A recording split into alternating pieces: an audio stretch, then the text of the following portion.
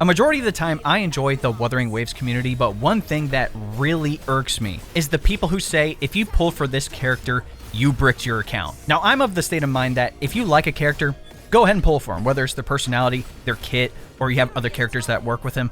Pull for who you like at the end of the day. It's a free game.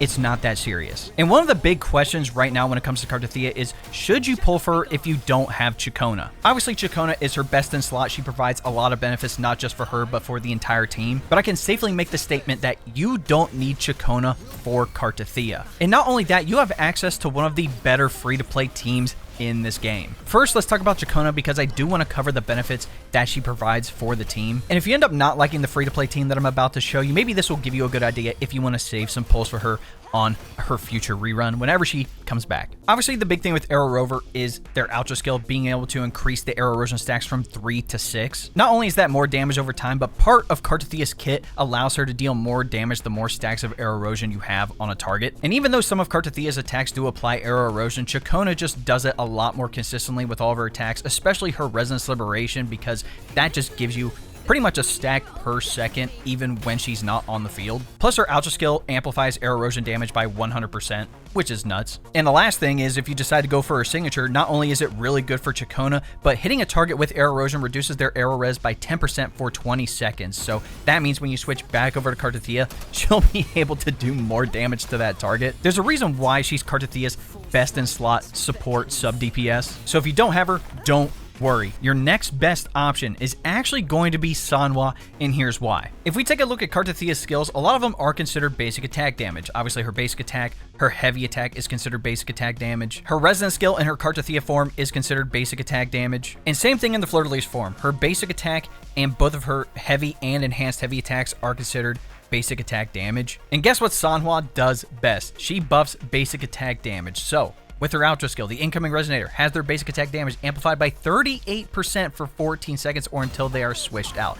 38% is a big bonus, especially with all the attacks that we're going to be doing, especially in the Cartethyia form. And not only that, Sanhua has the fastest rotation in the game, especially when it comes to building up her Concerto. She can do it very quickly. So the optimal team rotation would be switching between Sanhua and Aero Rover until the Concerto is almost full. What I personally like to do is use Sanhua's main skills like her Resonance Liberation and her Resonance skill, then hold down the basic attack for her Forte skill to be able to pop all those crystals. But before they pop, switch back to Aero Rover because that might actually fill up her Concerto all the way depending on what sword you're using or if you did any dodge counters beforehand. With Rover, I'm using the in-air slash attacks to build up the Forte so I can use his burst skill before I switch back over to Sanhua. And remember, with Cartethia's other inherent skill, when you use Aero Rover's Resonance Liberation, you actually get more of that Forte bar filled up. Now Rover's Concerto should be full, and then I go over to Sanhua, use her intro skill. My Concerto should be pretty much full at that point. If not, you can do some other attacks. I would recommend having Sanhua on Moonlit Clouds, which I feel like a lot of people do anyway. So when you use the Heron before you switch to Cartethyia, at least you'll be able to gain the damage bonus. She won't be able to benefit from the attack bonus because, again, Cartethia's kit scales off of HP. In any event, Sanhua's Concerto is full, you use the Heron, and then you switch over to Cartethyia. So you should have a very fast intro Ultra skill between Aero Rover, Sanhua, and then lastly Cartethyia. This gives the most time for Aero Rover's Ultra skill, even though it is 30 seconds, that is a decent amount of time, and it more than likely won't run out until you switch back to him after Cartethia's rotation. Having a longer window of opportunity to build up the arrow erosion stacks to above at least 3, so Cartethyia can put in more damage, is obviously going to be beneficial. I think it's crazy that people are saying to not pull for Cartethyia if you don't have Ciaccona. I literally saw a video the other day of S0 R1 Cartethyia beating one of the bosses in Tower of Adversity at the same time as an S6 R2 GN. Now, the topic of power creep is a whole other discussion. Do I think there is?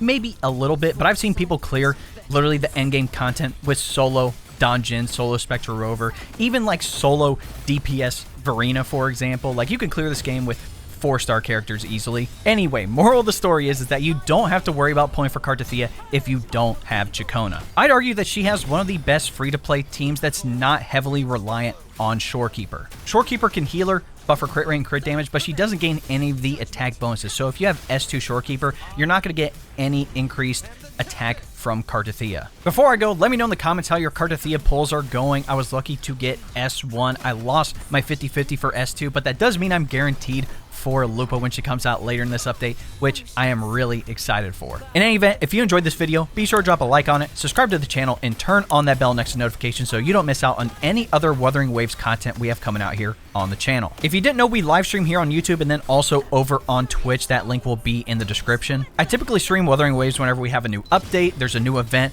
or a new banner is out, and usually there's always drops available as well, so if you want some extra materials, be sure to tune on into the stream. Also, if you want to join my community, hop in my Discord. That link will also be in the description. We have plenty of people talking about Wuthering Waves, other gacha games, and then plenty of other topics including gaming, tech, and anime. Lastly, if you want to help support the channel even more, you can look into becoming a member. Now, if you don't know what a membership is, it's essentially like a Twitch subscription, but it's technically cheaper. You're going to gain access to exclusive emotes, monthly badges, and the main benefit, which is getting access to all of my long form videos early. So if you would like some more information, all you have to do is press the join button next subscribe, and I'll give you a rundown with all the details you need. All right, ladies and gentlemen, it's been your boy. We'll catch you in the next video.